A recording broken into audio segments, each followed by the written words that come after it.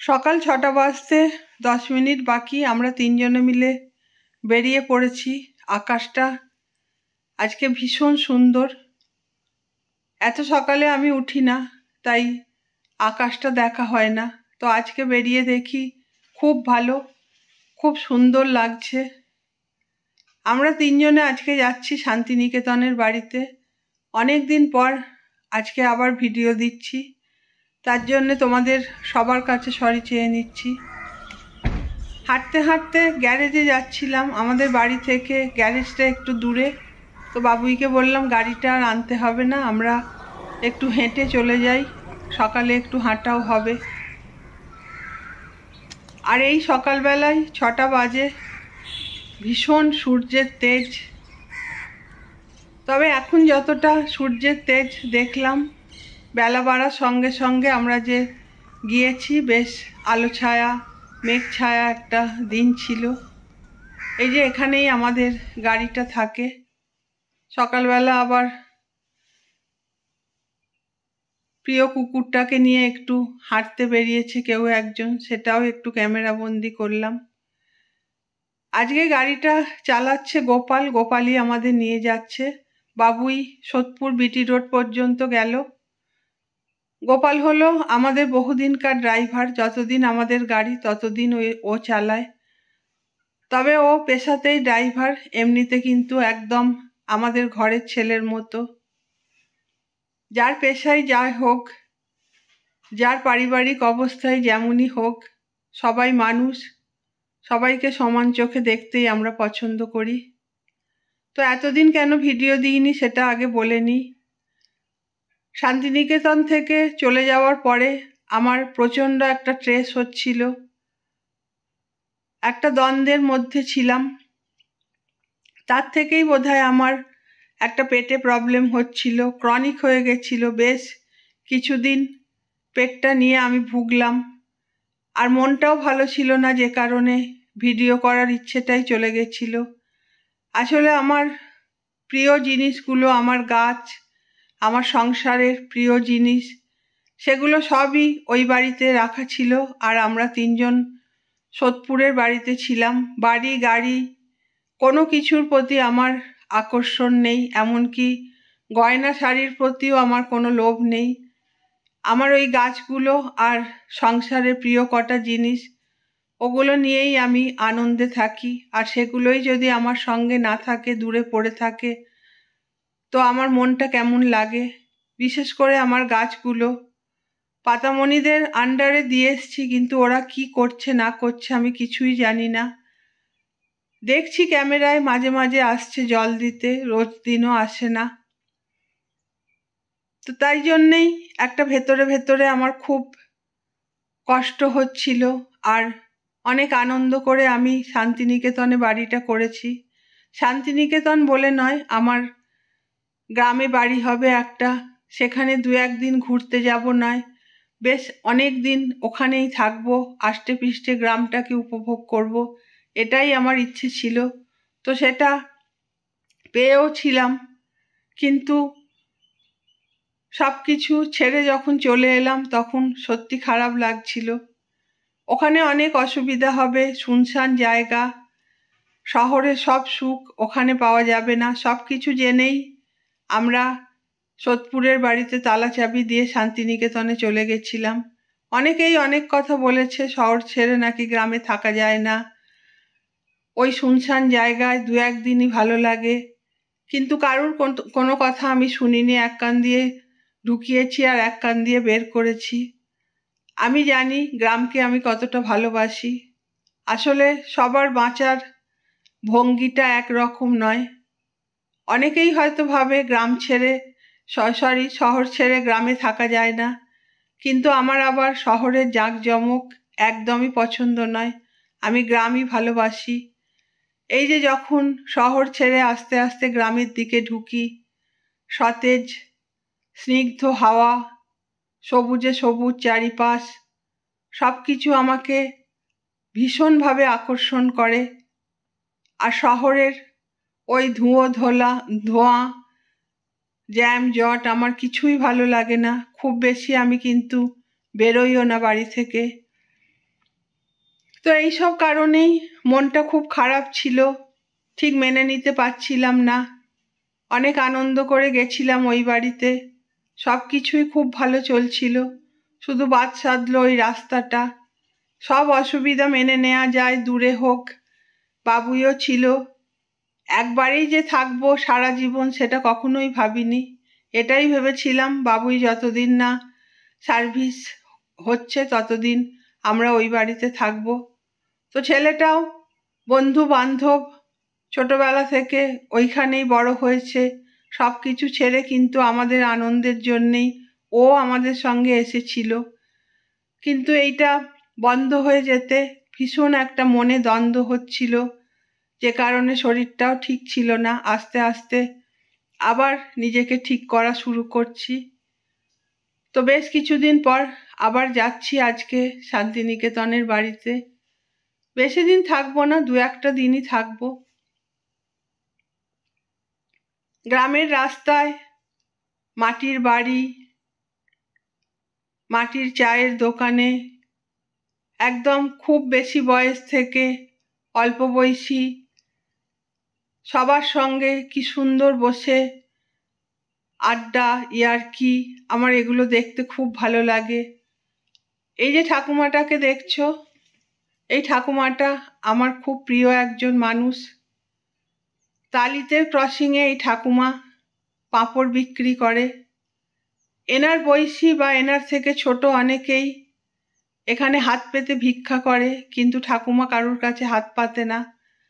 পাঁপড় বিক্রি করে যেটুকু পয়সা হয় সেটুকুই ঠাকুমা বাড়িতে নিয়ে যায়। ওনার আর কেউ নেই, শুধু বাড়িতে দাদু আছে।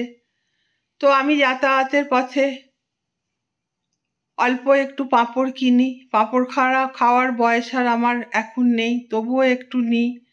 আর বাদ বাকি পয়সাটুকু ঠাকুমার থেকে আর ফেরত নিই না। যখন যতটুকু আমার সামর্থ্যে কুলোয় অতটুকুনি আমি ঠাকুমাকে হেল্প করার চেষ্টা করি। আর সেই ওইটুকুনির বিনিময়ে ঠাকুমা আমাকে দুহাত ভরে আশীর্বাদ করে। যাতায়াতের পথেই আলাপ, উনিও আমাকে চেনেন না, আমিও ওনাকে চিনি না, তবুও কিরম যেন একটা গভীর সম্পর্ক হয়ে গেছে। তালিতে এসে যখনই দাঁড়াই আমি আগে ঠাকুমাকে খুঁজি। এইভাবেই যাতায়াতের পথে দেখা হবে। কোনোদিন যদি ঠাকুমাকে দেখতে না পাই আমার মনটা খুব ভারাক্রান্ত হয়ে ওঠে। তো আজকে ঠাকুমাকে পেয়েছি, আমার ভীষণ ভালো লাগছে। যতক্ষণ আমাদের গাড়িটা দাঁড়িয়ে থাকবে ঠাকুমা গাড়ির পাশে দাঁড়িয়ে থাকবে, হাত নাড়বে, টাটা করবে, তারপরে আমাদের গাড়িটা চলে গেলে আবার বিক্রি করতে যায়। এই ভালোবাসাগুলো কোনো মূল্য হয় না, মূল্যহীন ভালোবাসা। আর এইগুলো পেয়েই আমি মুগ্ধ হই, আমি এত আনন্দে থাকি।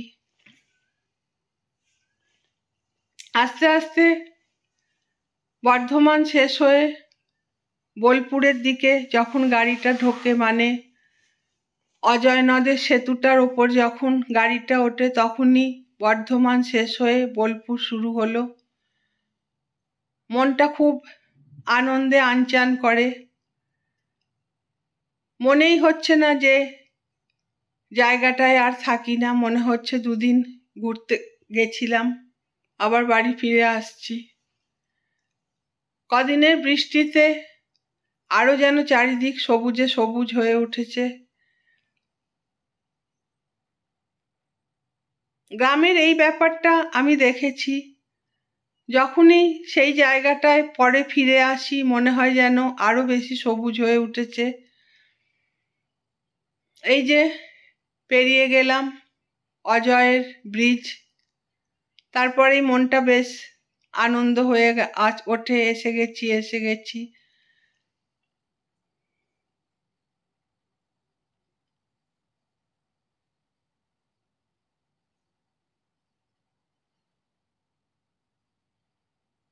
যখন চলে গেছিলাম এই ধানগুলো দেখেছিলাম তখনও সবুজ আছে। এখন সব ধান কাটা হয়ে সব চাষিদের ঘরে উঠে গেছে। এখন শুধু ধানের নিচটুকু, কাটা অংশটুকু পড়ে আছে। সবুজের যে কত রকমের রং পুরো মনে হয় যেন শিল্পী ক্যানভাস এঁকে রেখেছে। আর তারপরে এই মাটির ছোট ছোট বাড়ি, ধানের গাদা, ধানের গোলা, এইসব দেখতে দেখতে কখন যে রাস্তাটা শেষ হয়ে যায় বুঝতেই পারি না। গ্রাম আমার ভীষণ প্রিয়, সেই ভালোবেসেই এসেছিলাম গ্রামে। আসলে আমরা একরকম চিন্তা করি আর ঈশ্বর আমাদের জন্য আর এক রকম ভেবে রাখেন। উপায় কিছু নেই, ঈশ্বরের ইচ্ছাকেই মেনে নিতে হবে। আজকের আকাশটা কিন্তু একদম অন্যরকম। শুনছি ঘূর্ণিঝড়ের সৃষ্টি হবে নাকি। তো বুক দুরু দুরু নিয়েই যাচ্ছি। রাস্তার যা অবস্থা, একবার যদি বেশি বৃষ্টি হয় ব্যাস, আর আমরা বেরোতে পারবো না।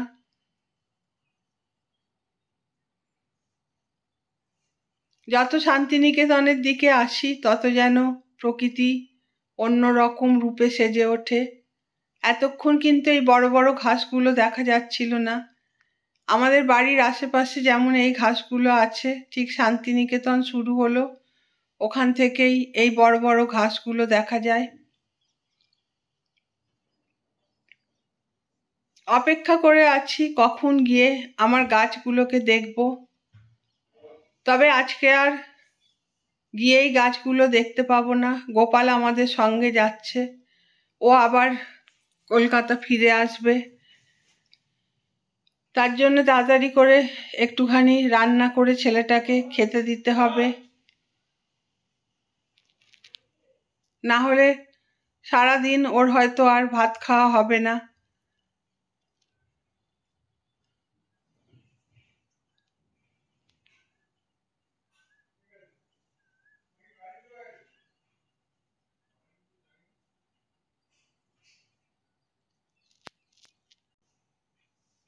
ব্যাস এসে গেছি আমাদের বাড়ির কাছাকাছি। শ্রীনিকেতন, লোহাগড়ের জঙ্গল, আর তারপরেই আমাদের বাড়ির রাস্তা। চারিদিকটা খুব সুন্দর। আবারও বলছি, এত সবুজ হয়ে উঠেছে এই কদিনে, পুরো অন্য রকম লাগছে। আর সঙ্গে লাল কৃষ্ণচূড়া ফুটে আছে। অদ্ভুত এক সুন্দর দৃশ্য।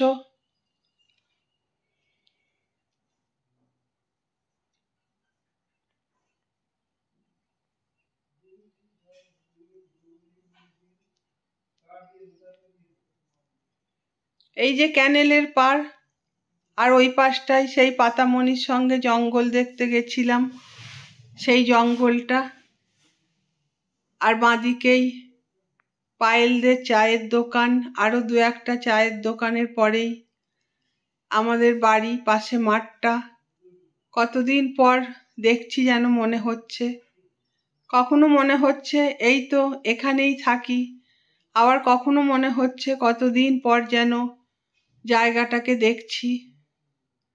জানি না আর একেবারেই এসে থাকা হবে কিনা, হয়তো এরকমই 2-4 দিনের জন্য আসতে হবে। তবে রাস্তাটা যতদিন না ঠিক হচ্ছে সত্যি খুব ভয়েতেই আছি।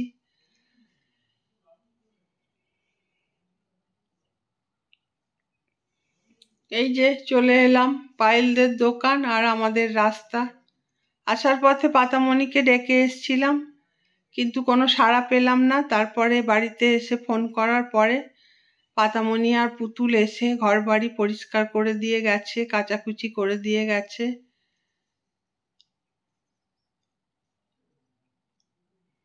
তখন আর আমি ভিডিও করতে পারিনি, কারণ আমার ফোনে একদম চার্জ ছিল না। ভয়ে ভয়েই রাস্তাটা পেরোচ্ছি, যে গিয়ে আমাদের বাড়ির রাস্তাটা কেমন দেখব। তো পাতামণির মুখে শুনলাম 2-3 দিন প্রচণ্ড বৃষ্টি হয়েছে। আজকে অবশ্য ওয়েদারটা ভালোই ছিল, আর রাস্তাটাও মোটামুটি ছিল, আমরা পেরিয়ে আসতে পেরেছি। তবে এখন যদি বৃষ্টি হয় জানি না কি হবে, কি করে আমরা বাড়ি যাব।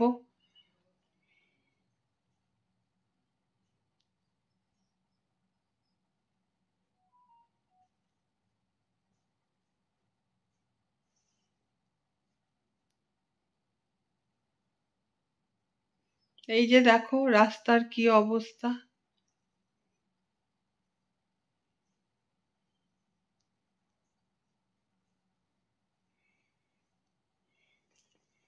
এখন উদ্গ্রীব হয়ে আছি, গিয়েই আগে একটু গাছগুলোকে দেখব, দেখেই তাড়াতাড়ি করে আগে একটু ভাত ডাল বসিয়ে দেব, গোপালটার নালে খাওয়া হবে না।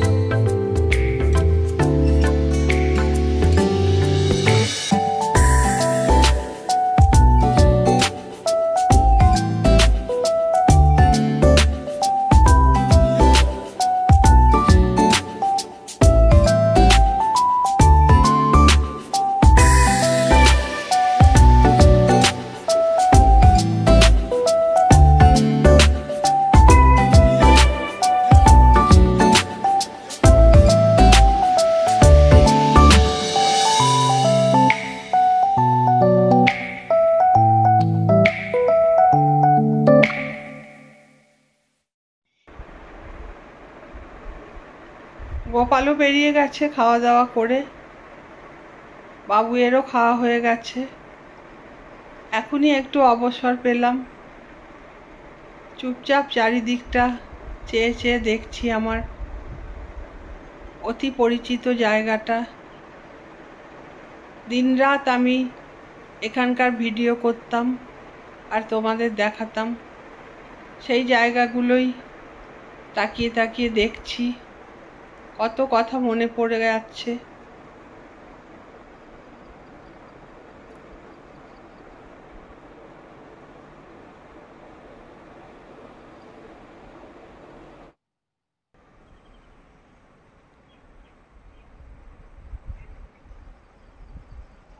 আর এই যে গাছটা, এই গাছটা আমি আমাদের সোদপুরের তান্নাথ কালীবাড়িতে এতটুকু একটা চারা ছিল, ওখান থেকে তুলে এনে আমার ছাদ বাগানে লাগিয়েছিলাম, সেটাকেই এনে আমি এখানে লাগিয়েছি।